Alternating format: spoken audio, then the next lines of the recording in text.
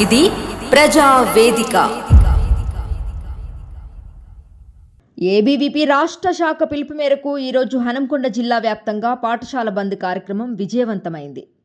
రాష్ట్రంలో ఉన్న private, corporate, international పాఠశాలలో అక్రమంగా లక్షల ఫీజులు వసూలు చేస్తున్న యాజమాన్యం పైన కఠిన చర్యలు తీసుకొని ఫీజు నియంత్రణ చట్టం వెంటనే అమలు చేయాలని ఏబీవీపీ కార్యకర్తలు డిమాండ్ చేశారు.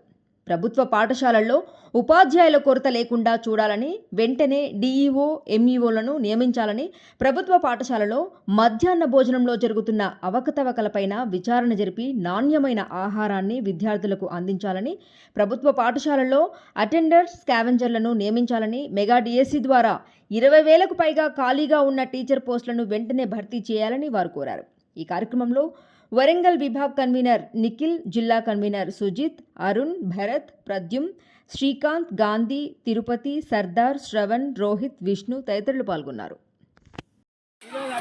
విద్యార్థి పరిషత్ రాష్ట్ర శాఖ పిలుపు మేరకు ఈరోజు చూసుకున్నట్లయితే తెలంగాణ రాష్ట్రంలో ఉన్న ప్రభుత్వ పాఠశాలలో మౌలిక వసతులు లేకపోవడం ద్వారా, సరిగ్గా ఫుడ్ అందకపోవడం ద్వారా ఉన్న విద్యార్థులలో ఎంతోమంది పేద విద్యార్థులు ఇదే గవర్నమెంట్ స్కూల్లో వచ్చి తల్లిదండ్రులు లేని విద్యార్థులు, ఆ పేద విద్యార్థులు అలాంటి ఇక్కడ ఉన్న సంబంధించిన రాష్ట్ర ప్రభుత్వంలో ఈరోజు విద్యార్థులందరూ ఇక్కడ మన గవర్నమెంట్ స్కూల్కు చదువుకోనికి వచ్చినప్పుడు వాళ్ళకున్న వసతులు సరిగ్గా లేకపోవడము, టాయిలెట్స్ సరిగ్గా లేకపోవడము, తినడానికి బియ్యం కూడా దొడ్డు బియ్యం అని చెప్పేసి, సన్న బియ్యం పెట్టేది కూడా దొడ్డు బియ్యం అని చెప్పేసి ఈరోజు విద్యార్థులకు భోజనం అందిస్తున్నారు.